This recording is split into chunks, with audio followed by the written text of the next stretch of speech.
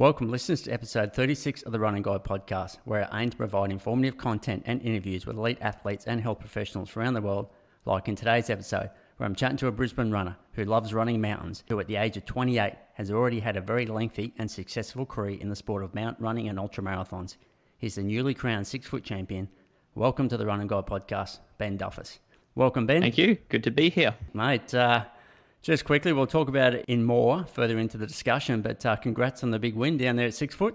Thank you. Yeah, it was a really good day and enjoyed the race a lot. Yeah, I bet. I'm actually a bit scared to go to sleep these days in case you wake up and it was all a dream. Or No, it was something we've sort of been working towards for a while on that, so I was happy to get down there. And yeah, it was obviously really fun having a tight contest as well. Yeah, Benny Saints, yeah, it's great. Yeah, and we'll chat about that. How's the body pulled up? How are the pins, mate? They all good?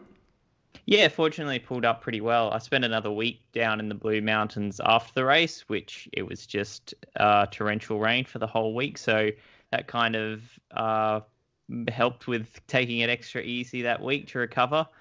And so now have since then put in a decent week of training, but back into taper mode this next week because I'll be running at the Buffalo Stampede next weekend. Oh, okay. Yeah, rightio. What distance? The 75 or? Yep, the ultramarathon. Yeah, rightio. Okay, rightio. Well, we'll talk further about that too. So you're up Brisbane boy, yeah?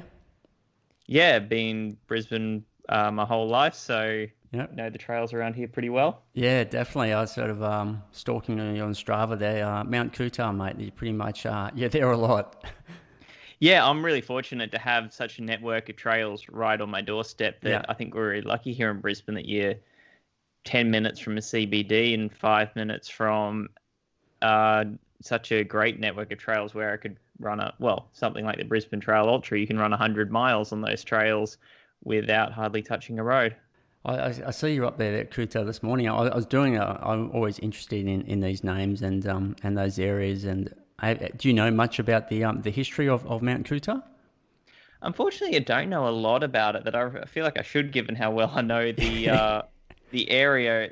But in terms of history, yeah, I'm in general not great with history. So Yeah, there was some interesting things there. I found one that I sort of had a bit of a chuckle about because the 2016 census, because Mount Coot-tha, obviously the mountain and the park there, but it's also considered a suburb.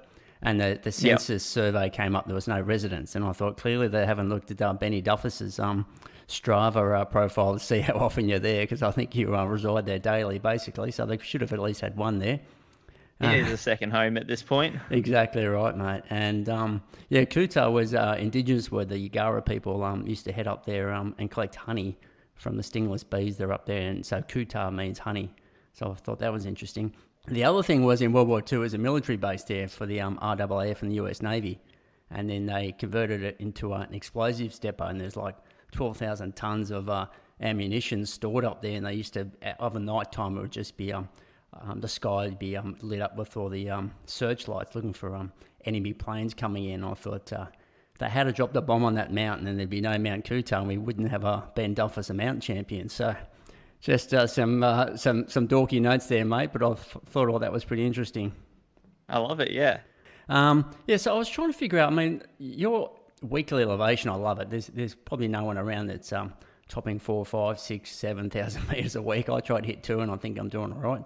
So you must, I mean, some of your runs, I was looking, 10 or 12K and you're already hitting over 1,000 metres. Like, is it just straight up or like, what's the topography around there?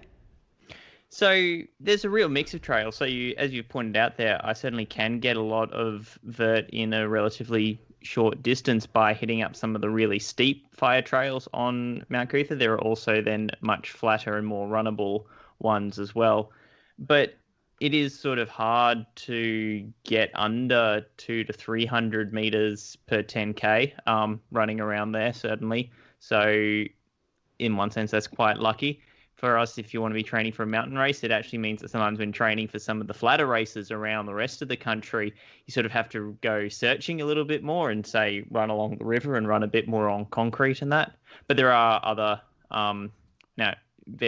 networks of trails around southeast Queensland that you can go to make it a bit flatter if you really want to, or something like the Brisbane Valley Rail Trail, which is dead flat. Yeah, I was sort of trying to zoom in on Google Maps. It was really hard to sort of see is it just that climb up to Mount Kuta? Are you running like a single track? Because there's a road that heads up to a lookout or something, is there? Yeah, so there's a ring road that goes around the mountain, and then within that there's a variety of different trails that most are sort of more of that wider fire trail or walking track, but there is bits of single track in there as well, and various mountain bike, well, shared mountain bike trails, which are then more of the single track. Okay, yeah. And I see you jump on the pedally most times. Always has a 2K warm up. What's the reason for jumping on the bike rather than just run Uh, from home? yeah, well, because I'm usually got a specific purpose for my run, and so if I am trying to get either a set amount of vert per k, or I'm there to do a specific sort of interval session or something that to get to the hill, I want that if I ran from there, then it would just be a really long warm up, warm down.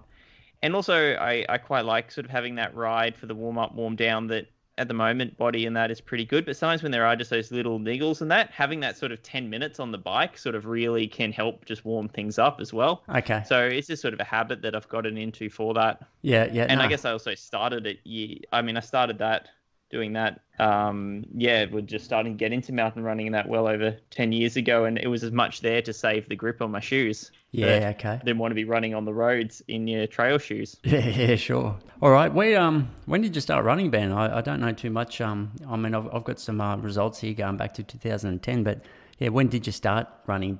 Were you just straight into the mountains? Did you grow up on the track? Were you running cross country at school or?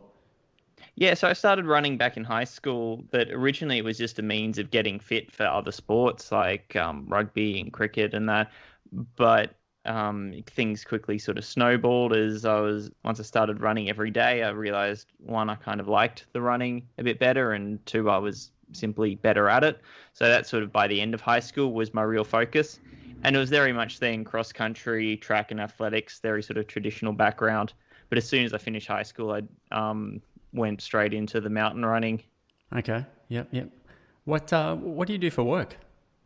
I'm coaching full time. Oh, Been really? doing that for Wow. several years now. Yep. Yeah, yeah. I saw that. That's mile 27. Is that right? Or is it? Yep. Yeah. Yep. Okay. That's Yeah. correct. Let's head back to 2010. Now, you're making the under 20 Australian mountain running championships there. You finished second, yeah, under 20s, and you won the under 20 Queensland mountain running championship. So, pretty much you pretty successful straight away heading up those mountains. Is there any reason why you were so successful at running mountains?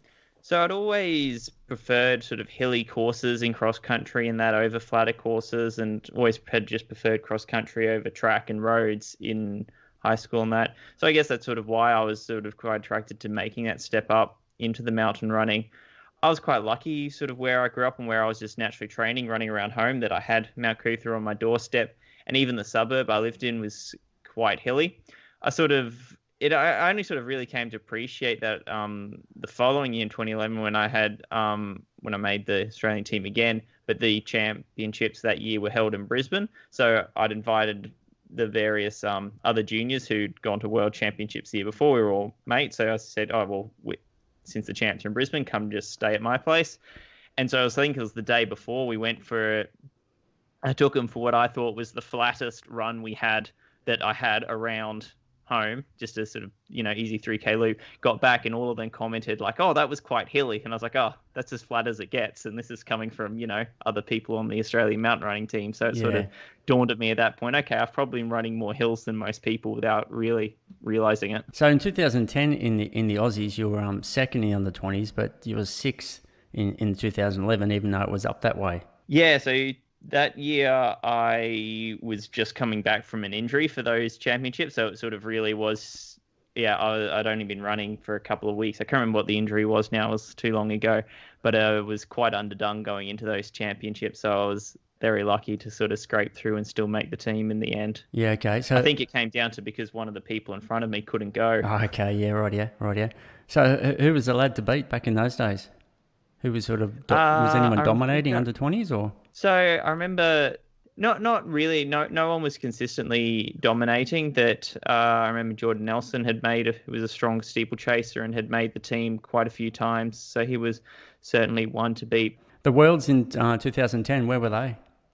They were over in Slovenia, and that was I mean, I've been to quite a few world championships since then, and to be honest, that one still stands out as one of my favorites. And I think obviously there's an element of, it's your first, so it's really memorable and it has such an impactful experience, but it was just really well organized. Such a brilliant area, like just so beautiful that was like, I really would like to go back. And that was really the event that then made me want to get into ultra marathons and that later on. That I remember going up to that mountain, you'd finally look out and sort of see just this whole mountain range. You're like, gosh, this is cool running up one, but imagine like getting to explore and run the whole mountain range. Like, I want to go further. Yeah, okay. Were you guys like heading over for a while, or was it just fly into the race, come home? Was there any sort of like training camps or any acclimatization, anything like that going on over there, or? Fly in about a bit, I think it was a bit over a week beforehand, and so you had a week to sort of settle in, check out the course and that. Yep, okay. Alrighty, 2011. Where were the worlds that year? That was in Albania, so that was an interesting. Okay. That was an interesting trip. Yeah, tell me why. I guess just sort of culturally it was different to anything I had experienced beforehand. Yep. And so I'd usually I had been to Europe a few times, but it was all sort of England and Germany and Austria and that. And sort of Slovenia was in quite a small town, and then sort of in Albania it was sort of seaside town and that, and it was just socioeconomically I think a bit different to some of the places that I visited before and that. So that was all sort of part of the experience. I mean, there was, when we were checking out the course, you just had a donkey out on the course blocking the way and that sort of thing. It was pretty cool. How many are there normally in those races? Are they like over 100 or? About 100 would be about in the juniors. Yeah, and how many juniors were there like in the Aussie team? What do they take, 3 or? I think it was up to 4 juniors, and I'd have to go look at the selection policies now that I don't have the numbers of each one off the top of my head. Any of those guys still getting around, or they moved on? Yeah, well, so one of the guys ran with that first year in Slovenia, Benjamin Buckingham. I seen he's been to the world champs now for steeplechase and that. So a few getting around. A couple, Annabelle and Rosie, they both went off to the States to do college over there, sort of on a scholarship from their running and that. So and Harriet Smith did the same. So been a few. Okay, And in 2011, this Washpool World Heritage Run that you won, what's that one about? So that's a trail race down sort of northern New South Wales, and that just ran the other weekend. So that was then my first race over 10K, that as soon as I'd gotten back from Albania, that had been, that was my last sort of official race as a junior. There's like, I know I want to step up into longer events and trail ultras, so I jumped straight into a 25K there. And part of the reason I picked that one was simply that I'd already said, hey, I want to go do ultras and that. And so my dad had at that point went, well, I'm going to get in first and be the first in the family to do an ultra. So he was running the 50K at that event. So your dad was into running when he was your age, or he took it up later, or? No, so we kind of got each other into it. That it was, as I said, when I was starting to run in high school, that part of that decision, like, I'm going to start running every day to get fit. Well, Dad had been, his whole adult life had been running, a couple of times a week to just stay generally fit and healthy. And so because he was doing that, I said, well, hey, how about we both run together in the morning so that, keep each other motivated and that. And so, as I said, it snowballed for me, but it sort of snowballed for him at the same time. And that at first, when we started off, he was fitter and faster than me. And so, the motivation was, you got to try and catch Dad. And then once you could sort of consistently run with him, we started, I had to start tacking on extra little loops so that he would have a bit of a handicap, and then we'd still have to try and catch him later on. And as I gradually got fitter, as I got older, the handicaps would gradually extend. Yeah, unreal. That's good. Were you doing any road running, or have you just always been on the trails? Yeah, so I haven't really done any road running since was a teenager. That while I was in high school and doing the mountain running and that as a junior, I was still dabbling in a little bit of road running, but I never really took that as seriously, that I'd always enjoyed the cross country and the mountain running more. And frankly, I was getting injured a lot on the track and road. That was part of the motivation to move more to the trails. Yeah, yeah, yeah. Now I see this Kokoda Challenge in a couple of years, but that you've done it. So 2012 was that the first year you did it? It's down there as a business team, so you're doing it as like a corporate race, is it or? Yeah, so the reason I was down as a business team was simply that. So it's a team event. So you run in a team of four doing 96 Ks, like the distance of the actual Kokoda track. And so the reason that was simply in a business team was that a mate had managed basically to get his employer to fund the team, because you have to raise a bit of money for their charity. Okay. And so his company had said, okay, we'll fund the team. So that made us a business team. And so it was doing them. And so that was at my first, 100. Well, it's called 96K, although everyone measures it over 100K. So I call it my first 100K. Yeah. And that was a really cool experience. I think I was kind of quite lucky that had that team environment, that I'd attempted 100K before that and DNF'd because I was 19 and my ego just had me going out way too hard. So having to be reeled back in with that team was actually really good, that it made me pace a lot more sensible. And you've just got you there encouraging each other, that I'm still good mates with those guys. And that it was, such a great experience, as you would just be pushing each other along and having to, sort of always monitor who's feeling strong, who's, tiring a little bit more, and then trying to make sure that you never push anyone over the edge. Okay, so that's a fairly professional annual run that's still going, or? Yeah, still going every year, and quite a big event. Right, yeah, and teams It's from all around the world. predominantly hikers. There are usually only a handful of teams that are running it per se. Right. But so it is quite a large event, and there are also school teams, which it blows my mind. Like they do half the distance, they do 50K. But we pass them at the end, and they're still running in that, and I just kind of look at them and it's like, gosh, I could not do what you're doing right now at your age. Yeah, and it's all supportive. You got to carry all your own stuff, and there are checkpoints where you can see crew in that along the way. okay, yeah, and weather can be atrocious, like Yeah, torrential rain and humidity, and I can imagine mud. And is it everything? I mean, some years obviously be different to others, but it must be tough. Yeah, some years it can be quite pleasant. I've done the other years where, it was super muddy and you were slipping around quite a lot, and that's just part of the challenge. Yeah. And it's always the same point to point? They don't reverse or anything like that? There's a set route, obviously, but, it's trail, so if there are bits of the trails that are closed for whatever reason, there might be changes some years. Yep. And what's the elevation you're sort of totaling in that 96? About 5,000. Wow, yeah. Oh, you'd love that, mate. Kid in a lolly shop for you.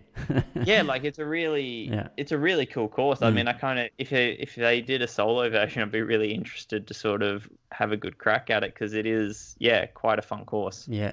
So team of four, the rules are that the four have got to finish to get a finishing time. Is that the way it works, or? 3 of the 4 have to finish, Okay. and you'll have to run together the whole way. So the fact that one person allowed to drop out is just kind of accepting that if you wanted to like really officially win and or set records and that, then I think it does need to be all 4. But as far as just being allowed to continue, as long as you've got 3. All right. Yeah. Okay. Cool. All right. While we're chatting about it, I'll just see here the following year, 13, you guys won it. Pretty much covered it an hour 20 quicker than you did in 2012. So let's chat about that one.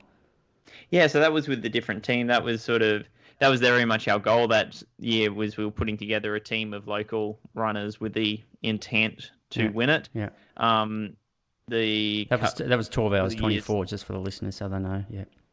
Yeah, the couple of years beforehand, some teams had been coming up from down south and winning it, and so we sort of thought, right, it's time to bring this back into Queensland hands. And so that was an awesome experience, because we really did focus on it, and so all 4 of us, we would do training runs on the course and that in the lead up together, and we were all good mates, and so that one was really fun, and I really enjoyed sort of the camaraderie and that build up of all working together towards it. Yeah, okay. So that was the last time you did it? We did it again the following year, but one of our team members was having some medical issues on the day, and so although you can, as I said, you're allowed to finish with 3. If you actually then want to win it officially in that, then you need all 4. So we decided to call it, I think, about 60k in. Yeah. Okay, right, yeah. I'm just looking at the results of 2013. There's lots of boxes of chocolates you took home that year, lots of first places. So I'll just quickly run through them. And what I'll do is I get you to talk about any of these races that are that are more memorable or hold something special to you more than others. But so Hares and Hounds 55k, first solo runner in 4 hours 20. Where's that one? Never heard of that one. That's just a local event over at the Glasshouse Mountains. Okay. Like a lot of those races around there, it's sort of just on the fire trails rather than around the mountains, rather than actually going up and down the mountains. Okay. That was just sort of kicking off the year. Yep. Mount Gloria's 24k trail race. You won that, 1 hour 42. Yeah, that's another local event that's relatively iconic by local sort of standards. Just a fun mountain course. Yep. Course record at the Narang State Forest 50k, 4 hours 12. You won that one. Yeah, I mean, well, back in the day, that was, the Narang 50k, and now they've got a 500-kilometre version of it, so Jesus. 50k is soft. Oh, geez, they do that, don't they? Yeah, okay. Pinnacle Classic, 18k. You won that again in a course record.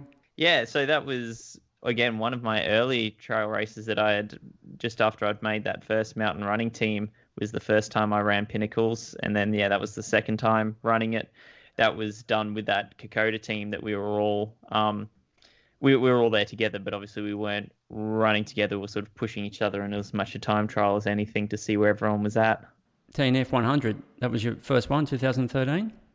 Yeah, that was my first finish. I DNF'd it there the year beforehand, okay, yep. And so that was a big moment for me. That was my first solo 100k, and that was really sort of redemption. That after that DNF at TNF 100 the year before, I'd really sort of focused on redemption that following year, and that I'd changed a lot. That I made every sort of error in the book. I was self-coached and everything, and that was I'd at the end of 2012 started working with my coach Andy Dubois, who's also mile 27, and so that had been a real big focus. Yep. 10 hours 18. So talk about some of those mistakes. What are the things you learned that you were doing wrong, or what are the things you started to change in training? Was it nutrition? Was it the type of training you're doing? Volume? Talk about it. All of it. I'd stepped up from the mountain running, sort of that short focus. So I'd gone straight from 8k to 100k, and so I was just focusing on nothing but volume. It was all just, sort of 2 hour-ish sort of moderate runs on Mount Coot-tha, just focusing on volume. And I had no nutrition hydration plan. I would just kind of look at, you just were guided by ads rather than a plan. That there's, you'd see, oh, this product looks great, I guess I'll eat that. Yeah. And beyond that, I had no plan.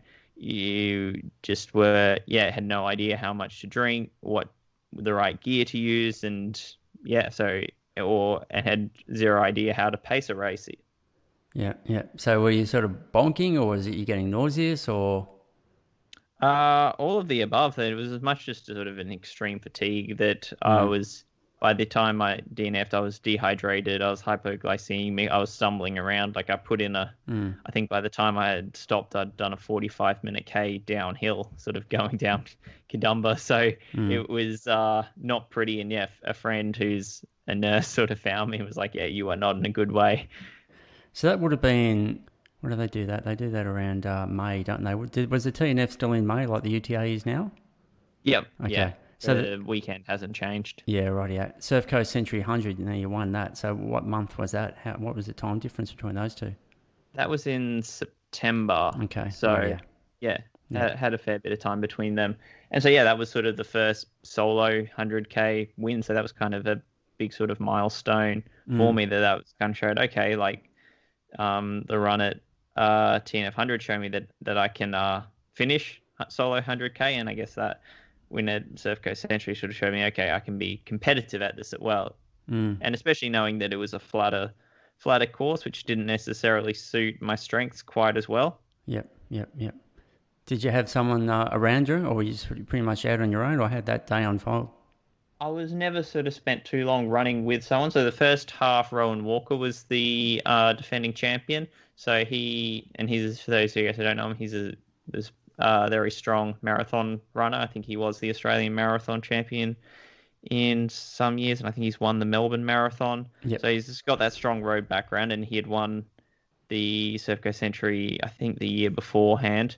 And so he was leading for the first half, and then it was in the second half that I started to reel him in and eventually passed him. Okay. Yep. And what was the finishing difference? I can't remember if he even did finish. I think he was Okay. having a bit of a rough day. So with these 100Ks, I mean, what was your philosophy with your training? Were you thinking about elevation? Were you thinking volume? Were you thinking both? Like, what were you thinking at this stage in your career? Like, So at that stage, I was working with Andy, and so I had a coach. So it was a lot more guided training. That it was a lot more getting a lot more specific. And so yes, we would tailor the vert according to the race that I'm preparing for. There's always then been a good blend there of your long runs, speed sessions, hill sessions, and always been an emphasis on strength work as well. yep. Strength work as in the gym? I mean, a lot of it is primarily body weight exercises and Okay. focusing more on muscular endurance or more dynamic and plyometrics Yeah. rather than trying to load up and improve your one rep max. Yep. But Yep. yeah, No, it's just when you say strength, just make sure you didn't mean just running up and down stairs or hills. You actually mean in the gym doing like yeah, isolated one leg I stuff. do mean Yeah. yes, doing more specific, Yep. traditional strength work in that Yep. sense. And you've continued that on since then. You're still doing that today? Yeah, I still am in the gym twice a week, Yep. every week basically. Yeah. Oh, excellent. All right, let's move on to 14. There's a bit there. Well, let's go TNF. 100, you've picked up a couple of places. There you finished fourth. No, fifth in 9:56. Yeah, so that was trying to, improve upon that first year. And that was a really eye-opening experience, that race, because I remember I had really focused on, I wanted to get to Queen Vic. So that was the first time it was UTA and the first time they went with the new and current course. And so I really wanted to get to Queen Vic still feeling strong and good. And then my plan was see what happens in those final 22. And that's exactly what it did. Like I got to Queen Vic and I was still feeling quite strong, and everyone sort of commented, "Oh, you look the best, of anyone in the top 10 coming through that final checkpoint." Obviously, you could get down Kadumba, running downhill still had enough in the legs there, but then at bottom of Jamison, I just absolutely cracked that somehow in that. Yeah, I know. I don't think it was so much just that I'd beaten up my legs with that descent that I just, physically, mentally, just suddenly is like, wow, I've just got nothing, and was just a lot of a lot of that climb up. Most people are going to be hiking it.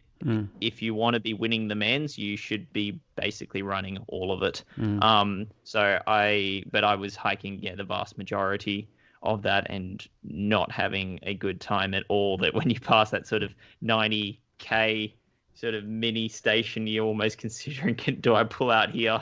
Yeah. You're like, no, I've come this far. But what was really interesting to me was that, okay, I was feeling that horrible.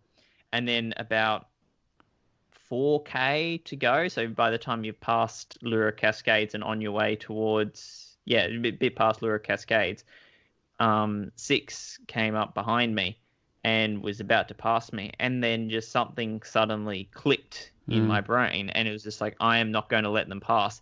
And I think I remember they had put out some extra timing mats, and I had the fastest split of the day for those final 5K, that I just suddenly went from feeling so awful to having this really strong finish and going really well up further. Yeah. And they just sort of really showed me how much of this is a mental game. Yeah. That although, yes, obviously there is a physical basis for fatigue, that ultimately it is that perception of fatigue that is the limiting factor. And it really, first off, emphasized me then the importance of mentally preparing for the whole run and all the different things that can possibly go wrong. And then in the races themselves, trying to manage that mental state, that keeping that positive outlook and managing these sort of issues is it can sort of sound airy fairy if you're not used to it, but it really does determine performance. Yeah, it's what I always call the art of racing, and like you see it all the time, even in fun runs, whatever it might be, or a marathon, and you see people 2K out when there's no one around, their loved ones and crowd aren't there, and they're struggling to get one foot in front of another. They come around the corner, they see the finishing line, someone starts cheering, and they're suddenly doing a 3 minute K into the finishing chute, and again, it just heightens straight away that mental approach that how much we can be more fatigued. We perceive we're a lot more fatigued than what we really are. So it's reminding yourself that hey, there's a lot more in there, and it's easier said than done. But yeah, like you said, yeah, mental. They say 10% physical, 90% mental. So, and I want to talk further about that more when I start talking about at your coaching. But yeah, clearly to be racing at that level that you're at, well, pretty much for anyone who actually runs, yeah, trying to tap into that is such an important aspect. Now, looking at the Aussie Mountain Running Championships, just looking here, 12 and 13, there's no results down there. Have I missed them, or is there something going on those years you didn't make the team, or? I didn't run the championships those years. The Okay. first 2 years as a senior, yeah, I Yeah. didn't. I was focusing on the longer stuff. Okay. So in 14, you finished third at the Aussies. Where were they in 14? That was down in Canberra, Mount Tennant, which was also the same Oh, yeah. place where I did it that first year in 2010. Yeah, yeah, But yeah. obviously now doing the seniors, so doing the longer course. And that was, yeah, to sort of see how was my speed and that on this shorter stuff. Had I lost much, or what had I gained by these few years focusing on ultras and that? And so, yeah, that was really, yeah, fun and good to sort of see that I could mix it up in those different distances, and I've since then kind of always really enjoyed dabbling in a variety of distances. That it's one of those things that if I'm only focusing on the ultras and don't do any shorter races whatsoever, sometimes I love the grind of ultras, but sometimes it's if that's all that it is all the grind. Like sometimes I need that sort of shorter, sharper sort of. I just want to see how hard I can go and really push it. Yeah. And so then having those injections, those shorter races. But at the same time, if I only focused on those and it's just those shorter, sharper, after a while, it's like no, I just want to go out and have like a big adventure sort of thing, and need to then have those ultras. So I think that variety really helps me. Yep, yep. Do you ever try to see how quick you can run on the flats as well? Like just see how well you're covering the ground over 5K or 10K? Or is it always just about running the trails and the mountains? It is very much just about the mountains that I Yep. haven't been too tempted to have a proper crack at flat 5, 10, or marathon or anything. I think as much, I mean, I definitely still work on my flat speed, and that's something I've been really focusing on in the build up to, well, the last couple of years, particularly building up to something like 6 foot and that, because I know that that's my weakness, but I'm actually not that interested in seeing what I could do over 5 or 10K, simply because I know that whatever I do would not really be indicative of what I'm capable of. Like if I wanted to say a common question, I get sort of like, oh, if you're going to have a good crack at a marathon. So to go, well, no, because I know I'd need at least a few years to sort of really dedicate to it to get close to my potential. Yeah. And in an event where it is so much about that time, like, you're a 2:18 guy, that defines you, that have the shaving off that minute suddenly is such a big deal that I think that sort of would mess with my head, that I'd want to really actually do as well as I possibly can. And I know that a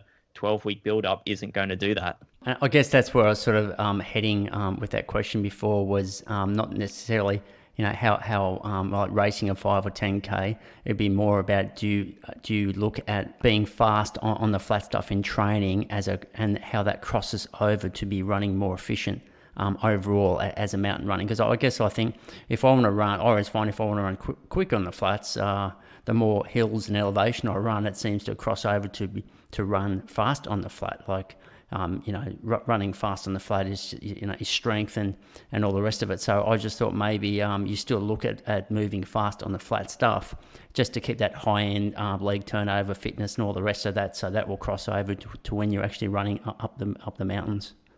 Yeah, definitely. So I definitely do still focus on working on my flat speed and that. And so that's something we monitor, we measure progress in training, not necessarily through distinct time trials and that, but Yep. more through the sessions and that you're doing and comparing historically to your other sessions. Yep. But I definitely agree that, yes, there is a fair bit of crossover. And also, even when you are doing these super mountainous races, there's still usually a flat section, unless you're doing a VK. If you in any ultra, something like Ultra Trail Australia is a great example that it will expose any weakness you have, because it's got a mix of these really flat runnable sections, of these hills, of these stairs, and so you need to be able to do it all. Yeah, that's right. 2014, the World Mountain Running again. Where'd you go that year? So that year, 2014 was the year I did 3 different world championships, I think. So there was the Sky Running World Championships, which I did the ultra marathon. Yep. That was in Chamonix. So that was the Mont Blanc 90K. Back then they called it the Mont Blanc 80K, and they haven't changed the course at all, but now they accept that it's actually 90K. Oh, really? Wow. They've changed the name. Just a little 10K difference. Yeah. Yeah, it's one of those things. You're there, you sort of, you're looking at your watch and you're sort of like, this is going to be longer than 80K. Yeah. But yeah, I sort of knew enough of the course that I wasn't looking at the distance on the watch too much, because not to trust tech. And then there was also the World Long Distance Mountain Running Championships, which was the Pike Peak Ascent. Oh, okay. Over in the States there, isn't it? Yeah. So that was... I really wish it was the full marathon, doing up and down, because running down that bar trail would have been so fun. But it was just the half marathon going uphill, and the altitude of that really kicked me around. Sort of in hindsight, learnt that I definitely should have been there for weeks beforehand, acclimating, because I was not in a good way in those final few Ks. Yeah, definitely. And then there was the short course mountain running championships over in Italy, which was, around in Tuscany. So that was also a cool experience for the team. And you picked up bronze at that 80K Mont Blanc, the Sky Running World Champs. That's pretty cool. Yeah, that was an amazing day. So that was my next ultra after UTA. So I was sort of able to really apply those lessons learnt from that to it. And it was sort of one of those days, looking back on that so fondly, because it's one of those few races where you just vastly exceed all expectations, but it feels so good that up until that point, my previous results at World Championships had been sort of in the 30s. So that was what I was kind of roughly ballpark looking at. But then, once I got over there and saw the mountains and some of the course, and I was like, gosh, I just want to sort of experience this and finish it as much as anything. And it was only sort of halfway that we sort of suddenly found out, you're in the top 10 now. And you're sort of like, oh. At first, actually, when I heard that, I assumed that the people at the aid station just didn't speak English properly. That it wasn't until I finally saw some people that I know, and they were telling me, you're in 4th. And you're like, okay, you speak English. I actually can trust that one. Yeah, okay. Are you using sticks in these races, or you don't need them, or...? No, I wasn't using poles in that race. I've only used poles in VKs, where I definitely think they're really helpful in a vertical kilometre on most vertical kilometre courses. Yeah.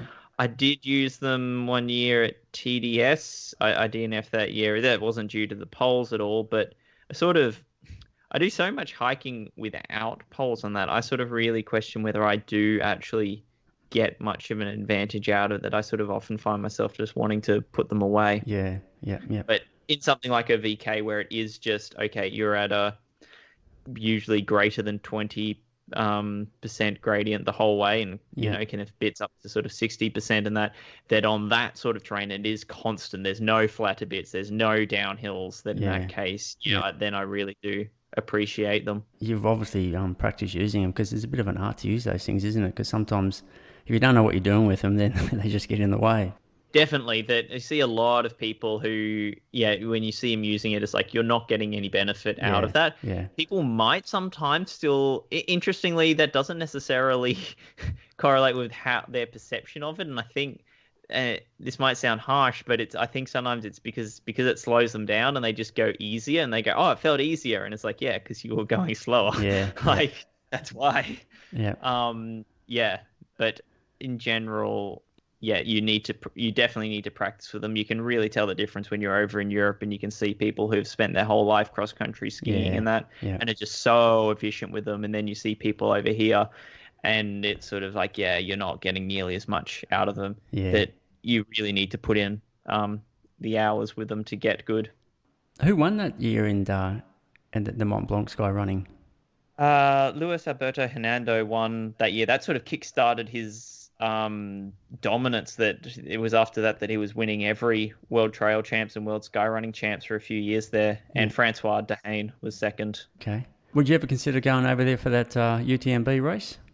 Definitely, that's a big goal of mine. Okay. That sort of it. I remember when I started work with Andy back in 2012. That was sort of okay, this is the long-term project. So I don't know, tentatively, maybe. I mean, I'm planning to run first 100 miler at the Brisbane Trail Ultra this year. If that goes well, and I'm not completely put off the concept of running 100 milers after that, maybe next year. But we'll see. Is that because of the, I mean, obviously it's such a huge race, but is it for the depth of competition that you know you're going to get? Or is it the distance, or it's just beautiful country? Or? Yeah, there's a bit of all of those things. It's the atmosphere, it's the course, and yeah, of course, it's kind of the jewel in the crown of trail running. It's such a competitive field that I always want to go test myself against the best, and that's where the best go. Yeah, no, it's great. It's always good to watch that one. 2015, plenty of wins and plenty of course records. The Sky Rock and Run Marathon, 42 Ks. Where's the Rock and Run?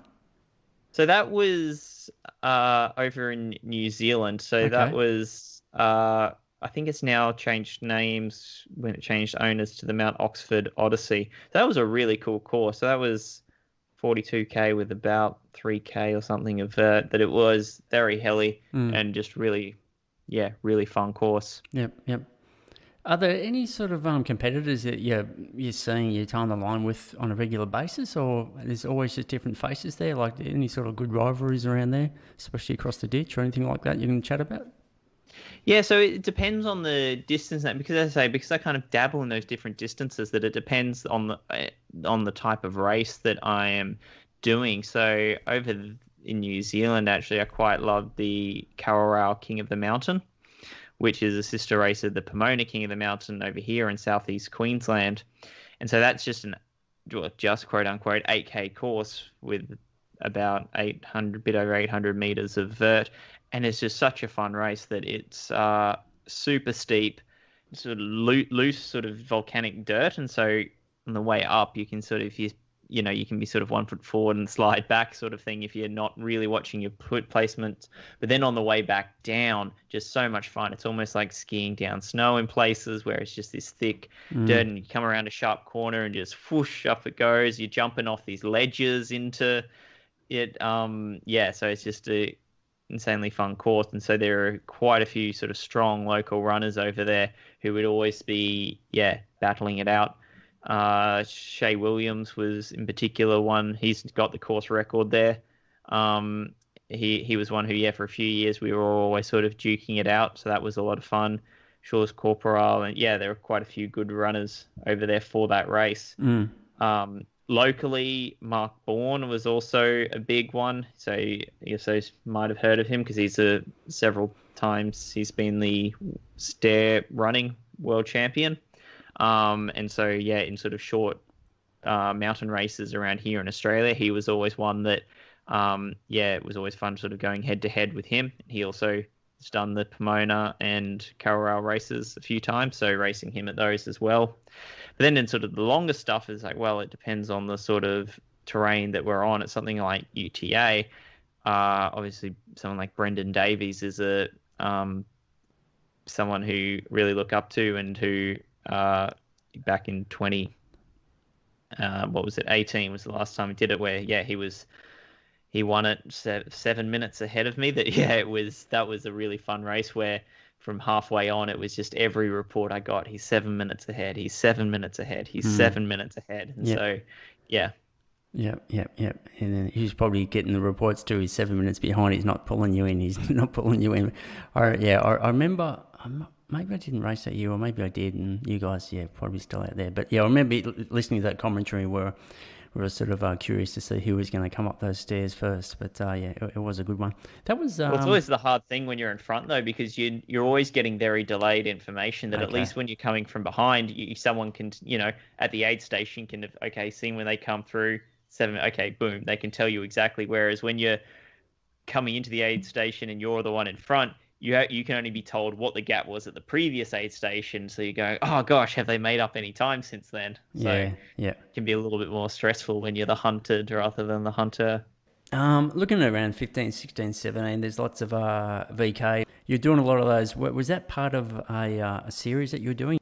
I was meant to be doing longer races, but got injured. So by the time I'd already paid to be flying over to Europe and all the accommodation, I was like, well, I may as well do something while I'm over there. And the good thing about a VK is that you can sort of really, you can cross train really well for them because it is so low impact, because it is so steep uphill. Yep. And so doing a lot of cycling and elliptical and strength work and that for those. So even though I was not running a lot in the build up to that, could still, be prepared enough to do the race. And they can, I imagine that they can vary so much between like basically you just feel like you're climbing boulders and rocks rather than getting any sort of free movement as a runner. Yeah, so the courses can vary a lot, like just as with any sort of trail race, that some of them are a lot more technical than others, where it is a bit more scrambly, as you sort of hinted at, whereas others it is more just going straight up a ski field. Ah, right. And how close do they have to get to that K? Like, can they be a couple hundred meters over, or? Yeah, some are, plus or minus sort of usually 50 meters, Okay. usually more likely to be plus, because, it's one of those things where it's like if it's called 100K and it was 99K, people are upset. But if it's 101, people aren't upset. Yeah. Well, VK, you got to, I mean, surely you want to run your 1,000 meters. Yeah, exactly. Yeah. Exactly. But yeah, so some of them are slightly long, but they're generally pretty good because it's one of those things you can just sort of shift the start line up or down the mountain a bit accordingly, or move the finish. Some of the finish lines, obviously, if it's at like a summit at a mountaintop, then that's a fairly set location. But again, a lot of them will also just kind of finish 100 meters away from the summit sort of thing, so that it is basically bang on 1,000 meters. Yeah. You mentioned they're second behind Brendan in 18 in the UTA. What about 16? You finished second there in 9 hours 39. So what's that, 15 minutes difference? Who got you that day? That was Pau Capel. So okay. That was sort of when he was just sort of getting... That was kind of really his breakthrough year, actually. I think that when he started posting wins all around the world, and obviously he's now that, didn't he? Yeah, basically. So that was cool. But yeah, he's a great guy. When I did the Skyrunning World Champs that year, they were over in Spain, and so I stayed with him for a week, and we trained together and that. So that was really fun. Now, I want to think with the UTA 100, what are you actually doing it this year, or? Yep. You're doing the 100, yeah, right, yeah, okay. Yep. So how many are you up to now? What am I up to? I think this will be my 6th start, aiming for my 5th finish. Right, yeah. 6th start, 5th finish, yeah. So that DNF, that was the first one, wasn't it?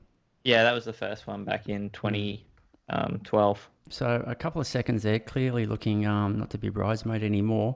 What obviously, you must know that course so well now, but what have you learned over those years? Like, what are you doing differently this year?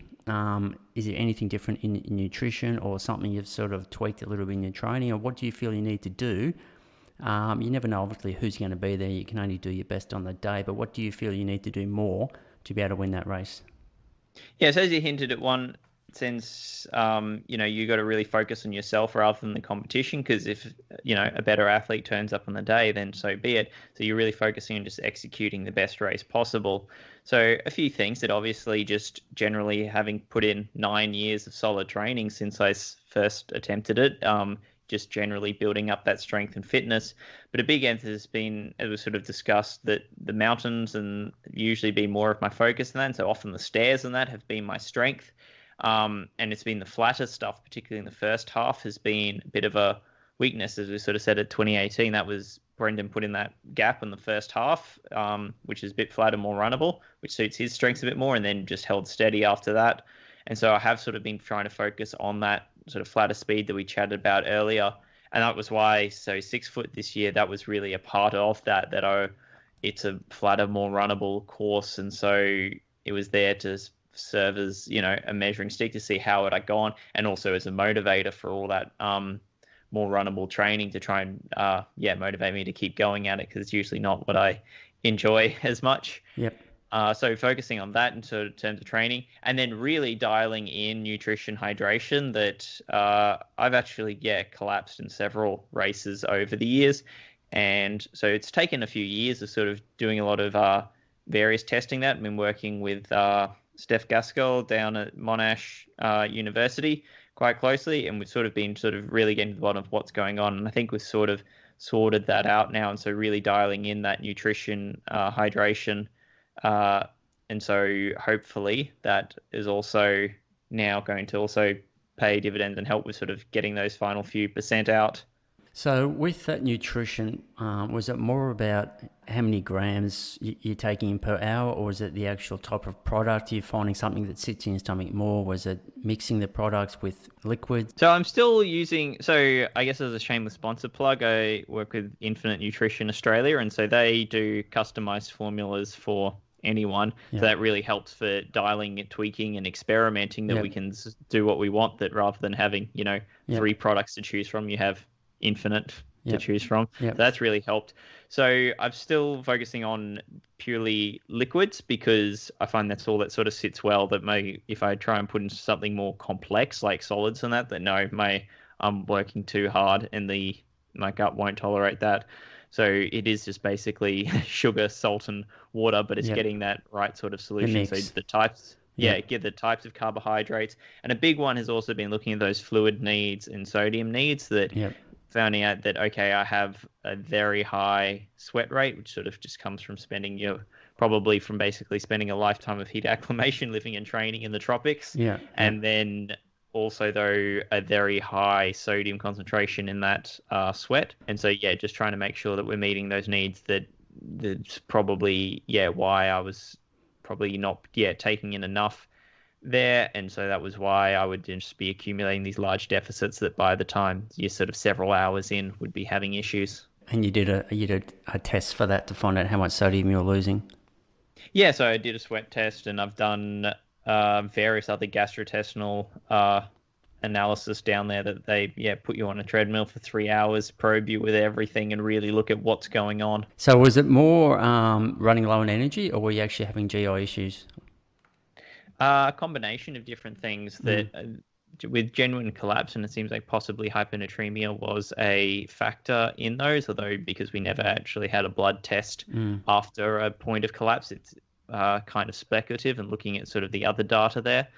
So that was often a factor of just general like dizziness and feeling faint and extremely sort of low on energy. But then also there have been some indications in those various tests of gut digestion sort of slowing down. And so basically, even though you're putting stuff in, you're just not absorbing it any longer. And so that was then, other problem to address. And in doing so, have you basically been training on that solution that actually has more in it, or are you actually dialing back how much you put in towards the tail end of the race when you can't absorb so many grams, or? So having so gut training, very important sort of factor. Have also dialed up slightly the amount of carbs that I'm taking in. So been practicing that on all my long training runs. And then, but also having now dialed up that amount and hopefully gotten the gut to the point that it can tolerate that bit more. If it's starting to have issues with absorption, then there is more of a safety net to dial it down later on in a race if needed. Yep, fantastic. 2018, you picked up the Australian Mountain Running Championships. That was when it was down in Tassie, wasn't it? Yeah, that was a really great course going up Mount Wellington. I really enjoyed that one. It was also, it was kind of hectic weather at the top, that it was raining and windy, and so you're sort of getting blown off the mountain.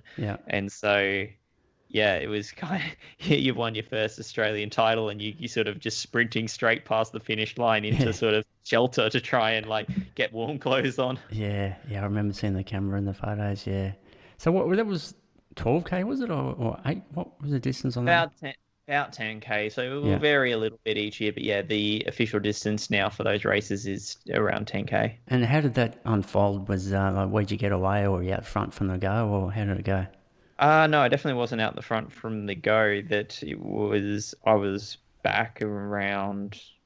That's, I might have been outside the top 10 sort of at the start. But people tend to start off really enthusiastically. How flat is it And before you hit up the hill?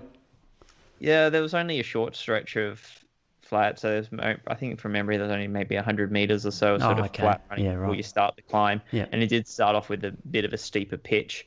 And so I just kind of backed myself, okay, people are going to burn themselves out on that first steeper pitch.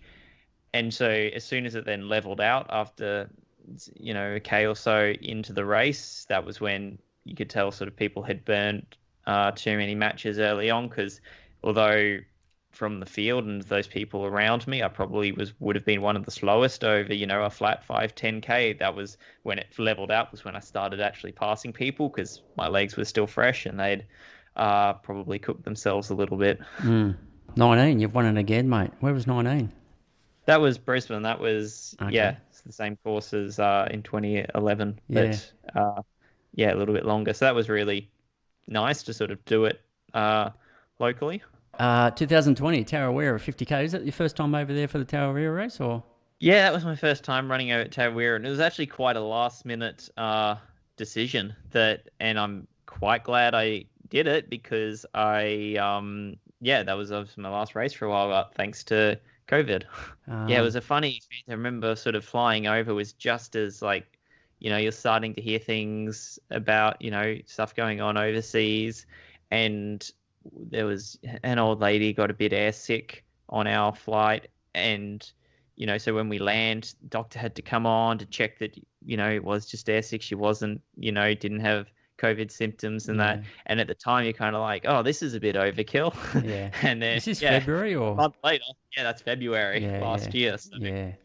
yeah. And Okay. things changed very rapidly. Yeah. I'm hoping we can get out of it one of these days. You guys have just done a lockdown up there, haven't you?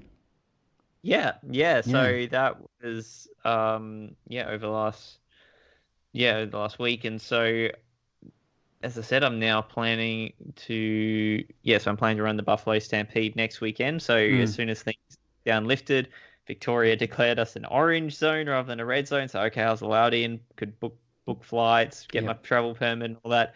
And now just crossing fingers that we don't have another spike in the next week because that could change all those plans really quickly. But that's just kind of, that's the world we live in at the moment, that you need to be extremely adaptable. You've ran Buffalo before? Yes, but I DNF'd it twice, so it's kind of a monkey I Wow. want to get off my back. Yeah. Any big hitters on the list that you're going to be up against? Do you know? Have you looked at the start list or? I haven't actually looked at the start list, and I usually don't look at start list because I want to just focus on my own race. That I'm there to control the controllables, and particularly in these sort of races, I don't think who's in it is going to change what you're doing particularly much. Sometimes in shorter races, it might sort of tweak your tactics a little bit, but in these ultras, it really is just about I'm focusing on me and executing the best race possible for me. I guess down the mountains too, the weather can change, so you never know what you're going to get down there either. Exactly. Like that's the reality of racing in mountains is that the course can be changed halfway through the race. You need to, again, just be adaptable. So what's the time for roughly for 75K down there? How many hours are you going to be out there for? I think the elite men are usually running around. I think Dakota Jones's course record from that first year in 2014 was seven high something, but usually I don't think anyone else has gone under 8 down there. And I think the course the course has definitely now changed slightly, and I think it's a few Ks longer than what we were running back in 2014. Okay, yeah. There must be a few thousand meters of elevation in that one. 4,600 and something. Wow. How many do they normally get to do the 75? Like 40 or 50 or more or? No, it's relatively popular, so I think they do get a couple of hundred. But wow. Yeah. I'm not sure what the numbers are going to be like this year with COVID. I hope it's well supported, but yeah, we'll see. Have to be one of the harder 75Ks around, wouldn't it? I mean, that's just brutal, that course. I mean, it depends how one defines hard. Personally, I'd Yeah, rather do something like that than 78k on flat road. yeah, sure. But I mean, some of those down, I remember, I used to hang around down there, and those downhills are just a bit scary because they got those big sort of marbly type rocks and stuff on them, and easily hurt yourself. Yeah, not advisable to fall in certain places. There's no real exposure on the course. It is more just, you might graze yourself, but you're not going to fall off a cliff anywhere. All right, mate, let's get to the big one. 6 foot track. A couple of weeks ago, was it 2 weeks? 2 weeks today? It must be. Yeah, Yeah. it must be that. All right, first question. Were you going into that race to win it? You get out of bed and said, I'm going to win this today? Or was it more that I'm in bloody good shape and I reckon if things go well, I'm in with a chance to win it? Yeah, obviously thinking more just I'm in a chance to win it, that I don't think you can ever get too cocky in ultra marathons that will come back to bite you. That it was more, as I've alluded to throughout this conversation, about focusing on yourself and executing your own race. Now, the start, I mean, obviously different year, sort of a rolling start, off the bus, head down and off you go. I haven't really spoken to anyone who's done it, so I'm not really up with it. But from what I could see from the live stream, it looked like you guys, rather than start 30 seconds apart, it looked like you guys were sort of started together. Is that right? Or Yeah, so for the first wave, they did do more of a mass start. We had to socially distance in the corral area, but Right. it was a mass start. Whereas then for the following waves, they would then actually do the rolling start. But that was simply, yeah, so that they didn't want to have, as we've seen in some races in the last sort of year, where people cross the line in first and then someone crosses the line 2 minutes later and they're actually the winner because of this rolling start. So yeah, just try and get around that. Though it was still going by chip time rather than gun time because of that. Because even if you were at the back of the corral because of the social distancing, you still add sort of 10 seconds. Fortunately, I knew that the other people in contention sort of for the win were all there right on the front, so that wasn't going to be an issue. All right, let's talk through that race. When did it start to split up? Yeah, I mean, I don't really have a strong awareness of what was going on sort of behind me. So I was the first onto Nelly's. Okay. So, and I know at that point it was because of all the rain and that Nelly's was just a slippery waterfall. So was kind of partly strategic there to get first. So I could just set the pace as being a conservative one. And I know I had David Byrne and Ben St. Laurent sort of were the couple behind me because we were sort of chatting on the way down. And they certainly were in agreement that, hey, let's not take any silly risks, that if you add an extra, 30 seconds going down and didn't break an ankle, that's probably worth it. And then, yeah, once we got onto the fire trail down the bottom, then Ben quickly caught up with me and we were running together basically the whole way down to Cox. What was your mindset then? What were you thinking? This is sort of what I was. This is sort of at this stage sort of how I was kind of expecting it to pan out. I mean, I was interested to see if Ben, as the stronger one on the flats, if he tried to push it a little bit more along there. He seemed pretty happy to let me sort of set the pace, and so it's like, okay, I'm just this feels about right for me. Yep. So I'm going to do that. And yeah, we could see already at that stage it wasn't good conditions for course record or anything. So at that stage you already were just switching your mindset to, okay, we're going, run for the win rather than for the time. Because of the heat and humidity that I heard about? Is that what you mean? Yeah, so it was sort of a hot, humid year. Yep. Nelly's was waterfall and slippery, and that single track sort of down between Mega Long Road and Cox was a bit more overgrown than it is in some years. For instance, the year where the course record was set, had all sort of been cleared and you could really open up through there a bit more. So all those sort of little factors where it's just, okay, you add a minute here and there. I mean, the heat and humidity obviously is a big one where that can add several minutes. And the river was up? How high was that up your body when you went through it? Neck height. So neck? This, oh, geez, so I didn't know it was that high. Sort of doing this sort of mini sort of jump swim as you sort of go across it. Wow. And is this your first time you've done 6 foot? I've run most of the course in training runs before, but this is my first time doing the race. Did you have any idea that the lake was the river was up that high before you got there? I suspected that it would be because the weekend before I'd come down early and I had done a training run there where I had gone across it, and it was already at that point up to chest height, and it had then just rained in the whole week since. So not surprised by that. Yeah. Are there like marshals and stuff down there? Like, is there a safety issue for some of these runners to get across it, or it's not too bad, or? Uh, Not, I certainly felt it was all quite safe. But Yeah. I'm also a swimmer. So there's a rope along the river. So if you Okay. didn't feel too as secure, you Right. can hold on to that, and that's got little floaties on it, so you'll be okay. And then also the RFS is there since the races are raising funds for them, and so they've got several people there watching the crossing. So if something did go wrong, someone can jump in to save you.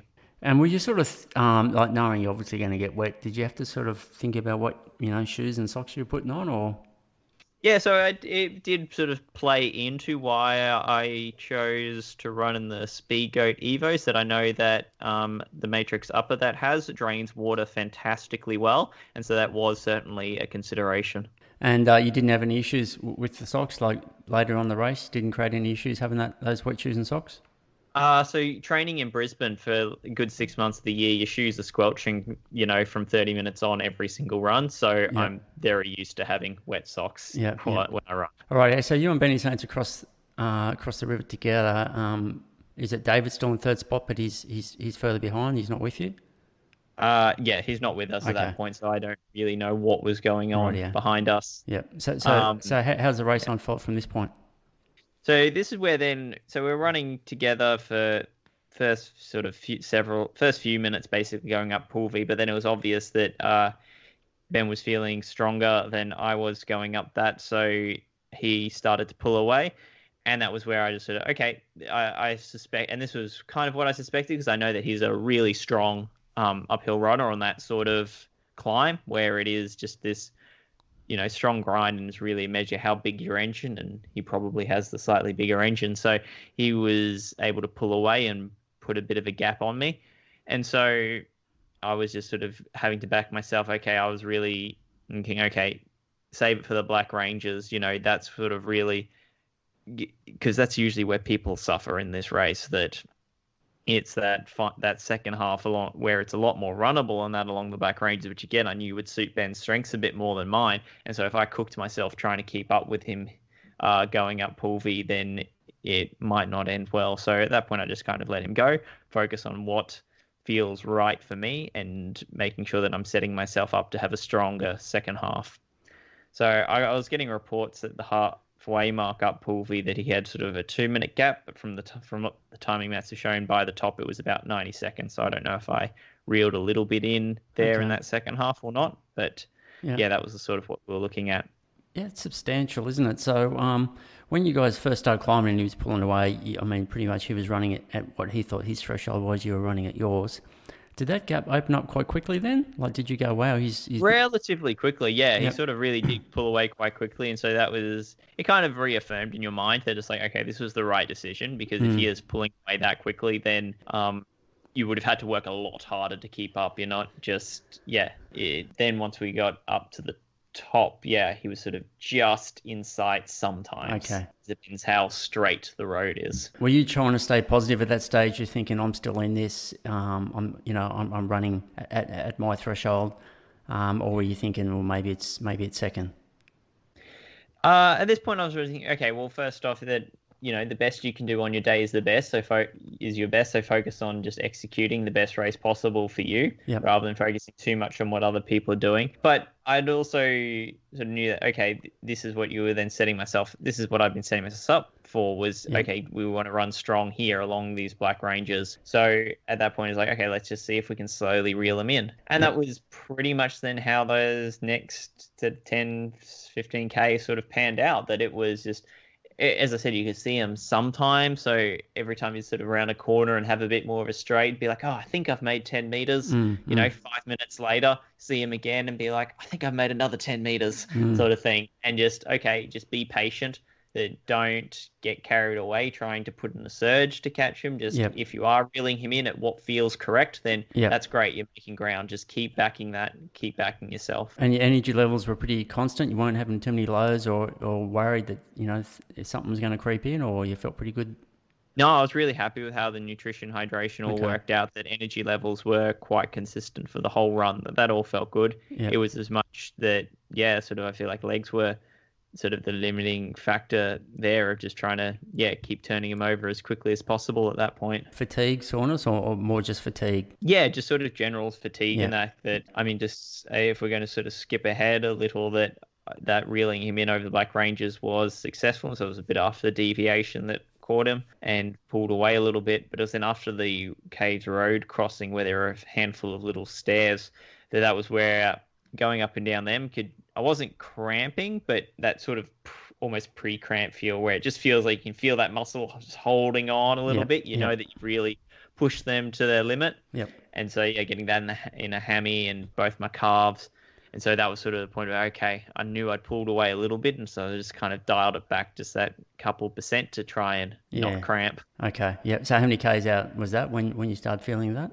So that was maybe, there probably was 6 or 7 Ks to go still at that point. Yeah. So still a little while to go. And that was why I knew, okay, you don't want to take any risks yet. You just want to keep pushing, just keep it steady. Yeah. And I sort of figured with the downhill descent, that kind of suits my strengths. And so if I did get caught and I had to at that point then take some risk to try and get the lead back, then that was okay. But there's no point risking cramping before then, because if that forced me into a walk, then obviously you're going to get reeled in super quickly. Was Benny wearing a road shoe or a trail shoe? I believe he was wearing the Solomon Pulsars, so trail shoe. Okay. I saw Mike, who finished third. He ran it in some next percents. Yeah, it's been interesting to see. Yeah, some people choose. Yeah. I mean, it's been a race where people have often run in road shoes successfully. Yeah. Okay. Yeah. Yeah. I mean, I find it really interesting that we've seen quite a few people use the carbon plated road shoes on the trails, and I'd be really interested that obviously, so there's been all the research looking at how it improves economy on a flat level treadmill. I'd be really interested to see that. Is there any sort of benefit on this more varied terrain or is it actually a hindrance? Is these plates, in that case, actually trying to force you into a gate that isn't actually optimal on this terrain? I think that's, I'd love to see some research in that area. Yeah. And we are seeing now brands are all moving. We've already seen some carbon-plated trail shoes hit the market this year, and I suspect we will see more in the next year. Well, you're a Hoka runner, aren't you? I am. Yep. And don't they have a trail carbon shoe or not? Is the Carbon X just a road shoe, is it? Or at the moment they only have road plated shoes. Yeah, got you. Yeah, at the moment. At the moment, yeah, sure. All right, mate. Let's get back to the win. So you started cramp, 5 or 6 Ks to go in. You've had to dial it back a bit, obviously. Were you sort of feeling nervous at this time, that just waiting for Benny to reel you in? You were sort of looking over your shoulder, or when did you think I wasn't quite looking over my shoulder. I suspected that, okay, well, and sort of, I guess what I tell myself is that it's like, well, if it's hurting me, it's probably killing them. So keep going. Yeah. And as I said, I was sort of had purposely there saved a little bit for if I get caught, there's a little bit left in the tank to sort of push that bit harder, because at that point it's like, okay, well, you can take that risk again. So, you kind of are starting to be like, okay, come on, finish line. But you're still backing yourself. It was only then with the final few hundred meters, once you then hit the paved descent leading into the finish line at Jenolan Caves, that there was someone sitting there with a cowbell, and so they ring it for me as I go past, and I'm like, cool, thanks. And then you hear it 25 seconds later, they ring it again, and that's kind of the oh no moment. That like we got to go, okay. Yeah. And that was what I'd sort of been saving myself for. It's like, okay, if you have inkling that he's a bit closer than you would like, you can open up. And so at that point, it's like, well, I'm just going to go for it, because I don't want to be in a sprint finish with Australian 10K record holder. No, it's fantastic. It was great. No, congratulations, mate. Well done. Defending champion, you'll have to go back now, obviously. Maybe, yeah. I haven't really sort of started planning next year out too much, because it's sort of depend a bit on how things go this year. Who knows what state the world will be in 12 months' time. So we'll see, but I'm certainly contemplating going back. So next weekend, same. We got the Canberra Marathon down here, so same weekend as Buffalo Stampede. Yeah, like you said, you're in taper mode now. How does your taper mode look? Is it pretty much just still run every day, but just back the volume off? Or do you even run hills in the days leading in? Well, this time it's going to be slightly dependent a bit by logistics.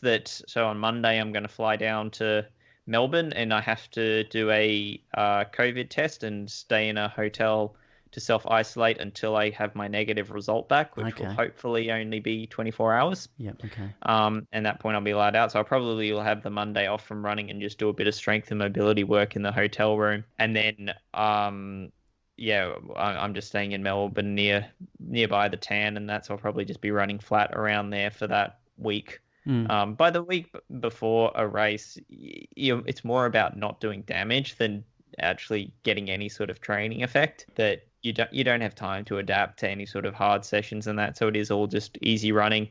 I'll do a cup probably on the Tuesday, some slightly faster efforts just to keep the zip in the legs, but it's really just about doing what has you feeling good as possible on the start line, that you're not actually trying to, well, by taking it easy, you can actually put yourself in a better position to adapt to the previous several weeks of training. I think some people sometimes don't appreciate that you don't adapt to these sessions overnight. Some sessions you can, have altered gene expression for up to sort of, a month afterwards and that. So you're sort of really, just absorbing the hard work of the weeks beforehand. Yep. No, definitely good point. We'll use that little segue over to the coaching. So Mile 27 now, you've been with them for how many years? So I started working with Andy as an athlete back in 2012 and then came on board as a coach in 2016. Okay. And it's a full-time gig now. That's pretty good. Yeah. Well, I was before that. So I have been coaching since I was 17, actually. I started off coaching my old high school track and cross-country teams and that. So it's something I've been doing for over 10 years now. But as soon as I started with Mile 27, I actually went straight into sort of full-time. That I left my PhD to pursue that. And that was a bit of a risk that, of course, when you start, you have 0 athletes. So bit of a financial risk there, but then back yourself to sort of build it up gradually. And fortunately, so far, that has worked out for me. Yeah, okay. So you got a university degree in? My bachelor's was in physics. Okay. And I was doing a PhD in theoretical quantum physics, but knew that academia wasn't for me, so I left that to pursue coaching full time. And since then, I have also done a master's in sports coaching. So you're writing up, are you like doing mainly online stuff? You guys got little groups that you're doing up there, or how's it work? At this stage, I'm purely working remotely with predominantly ultramarathon runners, and trail runners of all sort of different distances. So that's as much that logistically that's what works out for people, that in ultra running and trail running it can be such a niche that you don't necessarily have enough people training for the same event at the same level, and it's convenient for them to train at the same time. And so that's sort of where the remote coaching works really well. Now, we sort of touched on the mental philosophy and having that attitude on race day. How do you go about getting that into the heads of the guys you coach? I mean, it's a hard thing to teach someone, because you need to experience it so many times before the penny drops type thing. But I always find it's a hard thing to express to someone in words. So like they need to suffer so many times before they can understand it. But how do you go about doing that? Exactly, and it's very nuanced, that it depends on the person. That some people can come in, so it comes down a lot to communication, to sort of getting that read on people, what is going through their head, and how are they coping with these different things.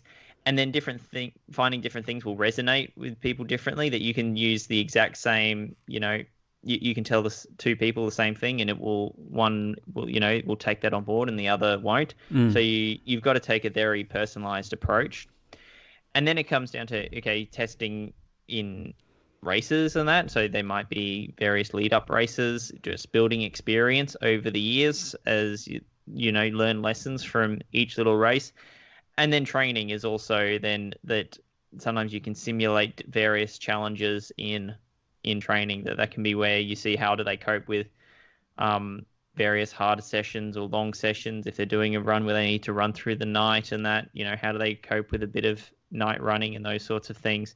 That it really comes down to finding testing a person, sort of seeing where do their mental strengths and weaknesses lie, and then having those conversations around that accordingly. And what about yourself personally? Have you sort of obviously doing, the VKs and all the long runs, and there's been plenty of times when you've actually had to say, come on, mate, let's keep it going. It'll be all over soon. But are there certain mantras or any cue words or anything that you sort of go to remind yourself that, to get you through those hard times? And the second part of that is where there is similar things that tended to happen earlier on, you feel you're sort of on top of by just approaching it differently mentally. One common one that I think works well for most people is keeping it all in perspective, that it's like, well, I've chosen to be here, that when it gets hard, that was the point, that I wasn't there for a walk in the park. If I wanted to walk in a park, I would have gone, well, walk in a park. I wouldn't have signed up for an ultra marathon. So when it gets challenging, it's reminding, okay, great, this is why I'm here. I'm here to challenge myself. I am here to test myself. Obviously, that doesn't actually make it any easier, but it can help you sort of suffer less in that point, that it's keeping it all in perspective, that it's a privilege to be there. It's a privilege to hurt because you've chosen that.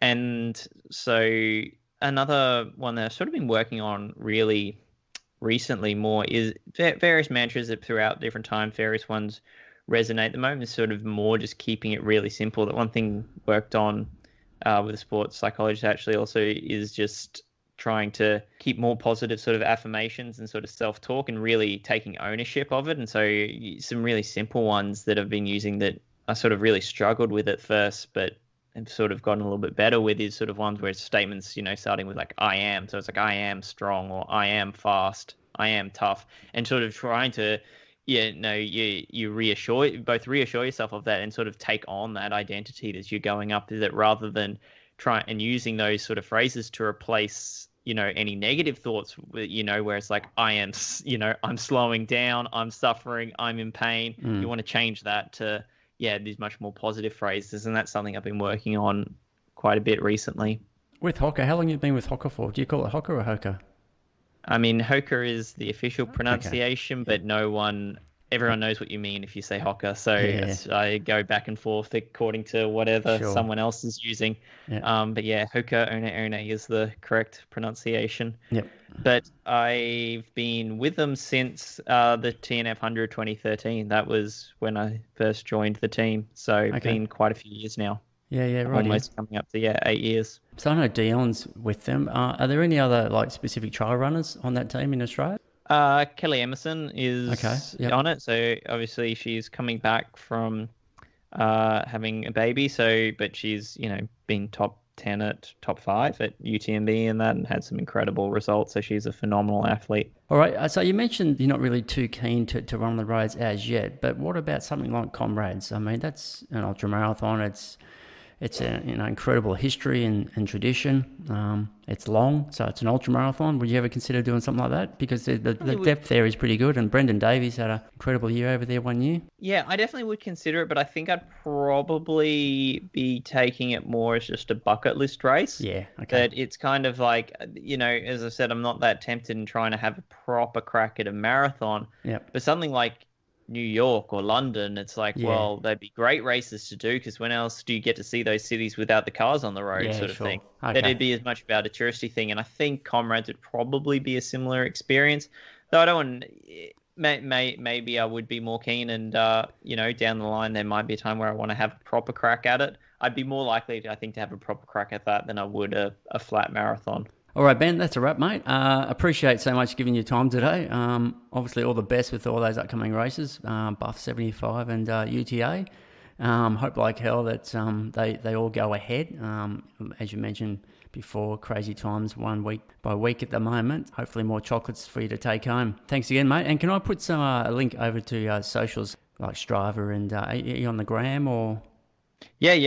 Instagram, Facebook. I'm just at Ben Duffus. Fortunately, it's an uncommon name, so I'm pretty easy to find. Yeah, you can look me up for my coaching website, Mile 27. Again, if you just Google Mile 27 and put my name in there as well, it'll be easy to find. All right, and I'll just whack those links in the show notes below for the listeners too, and maybe some links over to your sponsors, Hoka and Infinite, Mile 27. All right, Ben, thanks, mate. Bye. Okay, see you, mate.